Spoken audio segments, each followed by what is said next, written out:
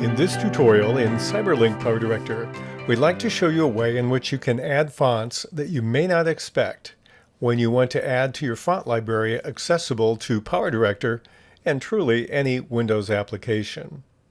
What I'm going to do in this case is rely on fonts that come through the templates available through the video intro and outro room. So if you have a copy of PowerDirector that uses that tool, you click on the button and get into the video intro and outro room. Now I'm going to expand the screen to see if I can make these as big as possible.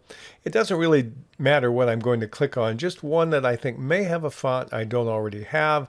I'm going to make sure my thumbnails are as big as I can get them. It looks like they're there already. So now I'm going to look on this word thanks. Maybe that's a font that I don't have, that hollow stiff font. So I'm going to double click on that, and it will attempt to download that particular template. But now I got a message. The template uses fonts that are currently not available on your computer. Do you want to download the fonts now? So that tells me there are fonts in this template I don't have in my current copy of Windows in the font family. It analyzes them and looks for, oh, you don't have this. Do you want it?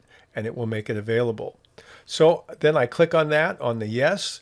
And then what happens on my copy of Windows is I have a pop-up screen that makes me want to say, do I really want to make this change? And I have to say yes or no. That is not something that the system records here when I'm recording this for you, but you may see something like that. So if I agree, I click on yes, and then it resumes and it loads the template. So the fonts load in one way, and then the template loads normally. And so it pops up on the screen. Now, which font is new? I'm not sure. Let me click on the word thanks here and try to edit that. If I do, look on the title. I'm going to look at there and oh, it's Arial. Okay, I already have Arial. That must not be it. Let's try the for watching. I click on that. Oh, that's Lato, L-A-T-O. That doesn't sound familiar. That's probably my new font. So that's a way in which you can determine the name of the font in case you want to use it in another situation. So that's an example of how you can do that. Now, you may see some fonts available in some of the templates that you think are new, and in reality, they're not.